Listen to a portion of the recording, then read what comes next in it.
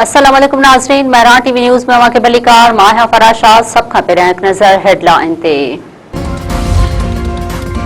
DGSPR lieutenant general Ahmad शरीफ चौधरी चयो आहे त दहशतगर्द हथियार फिटा कनि न त असां उन्हनि सां विढ़ण लाइ तयार आहियूं। दहशतगर्दनि सां ॻाल्हि ॿोल जी का बि गुंजाइश नाहे। ॼाणे वाणे इहो तासिर पखेड़ जी कोशिश कई थी वञे त बलूचिस्तान में हालतूं ख़राब आहिनि। रियासत आहे त सियासत आहे, रियासत आहे त नालो आहे। हार्ड स्टेट जो मतलब आहे त कानून ऐं आइन तहत सभु बराबर हुजनि। प्रेस कॉन्फ्रेंस कंदे DGSPR चयो आहे त मुल्क में मजमूई तौर ते 40,000 खां वधीक इंटेलिजेंस ऑपरेशन कया विया आहिनि। बलूचिस्तान में हिन वक़्त ताईं 31,000 इंटेलिजेंस ऑपरेशन कया विया। KPK में 7,177 ऑपरेशन करे चुका आहियूं। दहशतगर्दनि सां विढ़ंदे 303 जवान शहीद थिया आहिनि। 2084 दहशतगर्द मारिजी विया।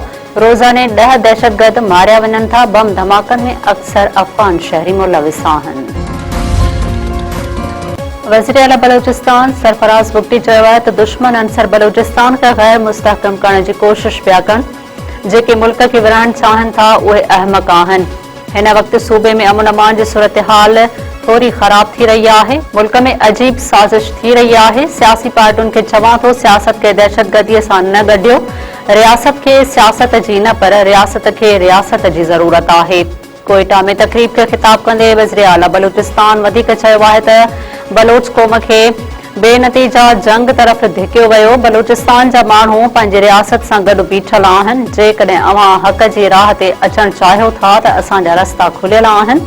दहशतगर्दीअ ख़िलाफ़ हिकु इंच बि पोइ ते हटण लाइ तयार न आहियूं। कोयटा में कोयले जी खाण में धमाको, 34 पोरे ते दबजी फोत। खाण मालिक मूजिब धमाके वक़्तु 42 मज़दूर मौजूद हुआ। धमाको मथे गैस जे करे थियो। 8 ॿियनि मज़दूरनि जी ॻोल्हा जारी। वज़ीर आला बलूचिस्तान सरफराज बुगटी वाक़िए जी रिपोर्ट तलब करे वरिती।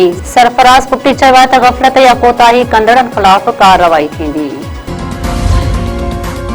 ब्रॉडबेक ते बर्फ़ानी छिप करण सबबि 10 जबल चाढ़ू लापता। 4 जा लाश हथ। हमज़ा जो सुहेल सखी, 5 नेपाली, अमरीकी, ओमानी ऐं चीनी जबल चाढ़ू शामिल। जबल चाढ़नि जी ॻोल्हा जे लाइ सर्च ऑपरेशन जारी आहे। सियाहत वारे वज़ीर तरफ़ां 2 जबल चाढ़नि जा लाश मिलण जी तस्दीक। ईरान पारां कुवैत में अमरीकी फ़ौजी ठिकाणे खे निशानो बणाइण जी दावा। ईरानी फ़ौजी जो चवणु आहे त कशम बेट में शहरियुनि जी शहादत जे जवाब में हमिलो कयो वियो। जहाज़नि जे हैंगर्स, मवासिलाती निज़ाम ऐं फ़ौजी सामान जे गोदाम खे निशानो बणायो वियो। पासदारनि इनक़लाब पारां उर्दन ऐं बहरीन में बि अमेरिकी अॾनि ते हमलनि जी दावा। अमेरिका 3F-35 जहाज़ तबाह करण जी ईरानी दावा खे रद्द करे छॾियो। कोटड़ीअ में क़ौमी अवामी तहरीक जो सीनियर अॻवान मुबैना तौर क़तल। साइड जे मिस्किन कॉलोनीअ में शबीर सांद जो पंहिंजे ओताक मां गलो कपियल लाश मिलियो। वारसनि वाक़िए खे क़तल करार ॾेई छॾियो। पुलिस मूजिबि हर रुख खां जांच कई पई वञे। शबीर सांद क़ौमी अवामी तहरीक जो सीनियर अॻवान हुयो। जिदोजहदनि में हमेशह सरगर्म रहियो।